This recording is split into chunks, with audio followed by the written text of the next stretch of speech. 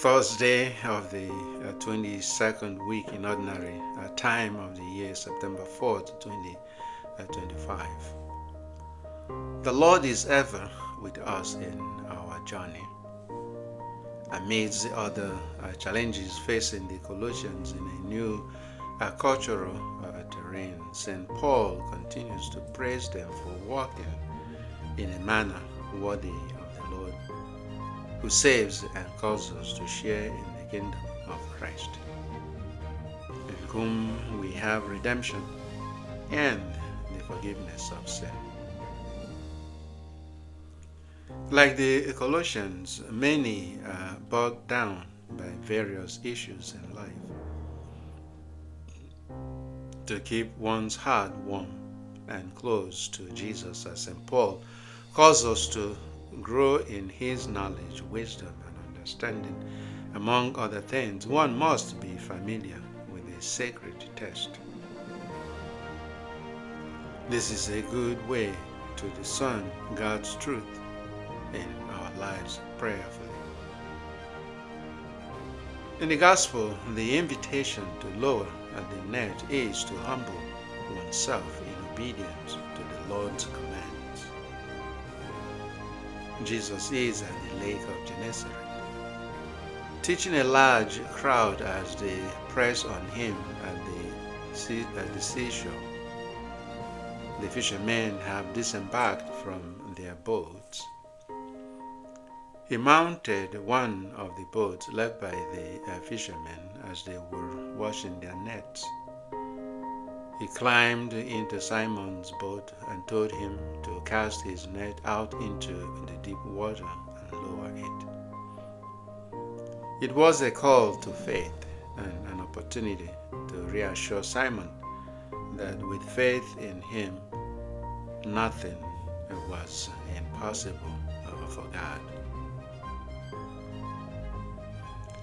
Simon was a seasoned fisherman, tired and worn out from his long night of fishing. He replied to Jesus, "Master, we have worked hard all night and have caught nothing, but I will lower the net at your command."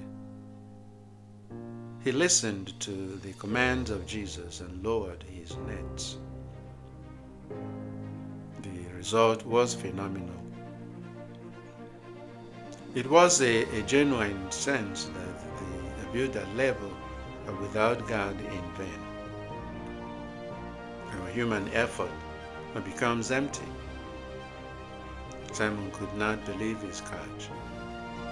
He would need the help of others to pull his net back into his boat.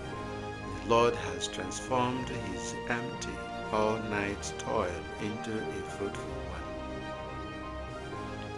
The sudden catch struck a chord in him, arousing the spirit of unworthiness before the Lord. "Depart from me, Lord, for I am a sinful man." Simon sees himself as unfit before Jesus. He humbles himself, but that is not all. The exciting part was that instead the Lord drew much closer to him so that he might forgive him his sins and redeem him. Usually, there is a sense of safety in shallow water instead of deep water.